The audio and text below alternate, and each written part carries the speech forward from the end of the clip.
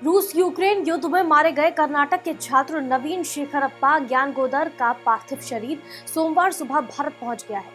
बेंगलुरु पहुंचे नवीन के पार्थिव शरीर को राज्य के मुख्यमंत्री बासवराज बोम्मई समेत अन्य लोगों ने श्रद्धांजलि दी। नवीन के पार्थिव देह को लेकर आ रही फ्लाइट सोमवार सुबह 3 बजे बेंगलुरु एयरपोर्ट पर पहुंची। एयरपोर्ट पर प्रेस कॉन्फ्रेंस के दौरान सीएम बोम्मई ने कहा कि मैं यूक्रेन में मारे गए नवीन शेखरप्पा ज्ञानगोदर के पार्थिव शरीर को वापस लाने के प्रयासों के लिए केंद्र सरकार का धन्यवाद करता हूं। ये दुखद है कि हमने उन्हें गोलीबारी में खो दिया। कर्नाटक के मुख्यमंत्री ने छात्र के परिवार को 6 मार्च को 25 लाख रुपए का चेक सौंपा। साथ ही एक सदस्य को नौकरी देने का वादा भी किया। इससे पहले उन्होंने प्रधानमंत्री नरेंद्र मोदी का भी आभार जताया था। उन्होंने कहा था, आपके बेहतर प्रयासों से नवीन शेखरप्पा का शव सोमवार को आ रहा है। 21 वर्षीय नवीन यूक्रेन के खार्किव नेशनल मेडिकल यूनिवर्सिटी में एमबीबीएस का छात्र था। वो कथित रूप से खाने का सामान लेने के लिए लाइन में खड़े रहने के दौरान रूसी बलों की गोलीबारी का शिकार हो गया था। बेटे का देहदान करने का फैसला लेने वाले पिता ने कहा था, मेरा बेटा मेडिकल क्षेत्र में कुछ करना चाहता था जो नहीं हुआ। कम से कम उसके शरीर का इस्तेमाल पढ़ाई के लिए दूसरे छात्र कर सकेंगे, इसलिए हम घर वालों ने उसका शरीर मेडिकल रिसर्च के लिए दान देने का फैसला किया है। गौरतलब है कि रूस यूक्रेन जंग का आज 26वां दिन है। मारियोपोल शहर पर कब्जे के लिए रूस की तरफ से दी गई सरेंडर करने की डेडलाइन खत्म हो गई है।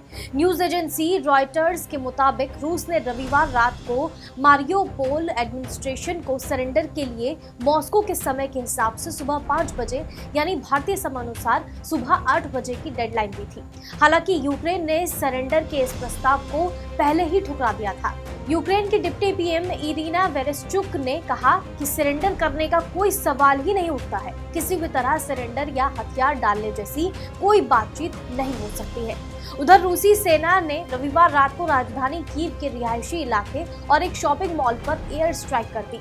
इस एयर स्ट्राइक में 4 लोगों की मौत हो गई। मॉल के मलबे से यूक्रेनी इमरजेंसी सर्विस ने एक आदमी को जिंदा निकाला। 24 फरवरी को शुरू हुए रूस के हमले को लेकर पोप फ्रांसिस ने कठोर टिप्पणी की है।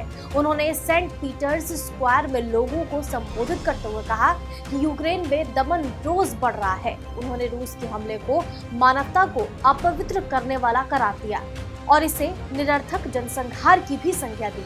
वहीं इजरायली प्रधानमंत्री नफ्ताली बेनेट लगातार यूक्रेन के राष्ट्रपति व्लादिमीर जेलेंस्की और रूसी राष्ट्रपति व्लादिमीर पुतिन के बीच समझौता कराने की कोशिश कर रहे हैं। वो दोनों से इस बारे में कई बार बात कर चुके हैं।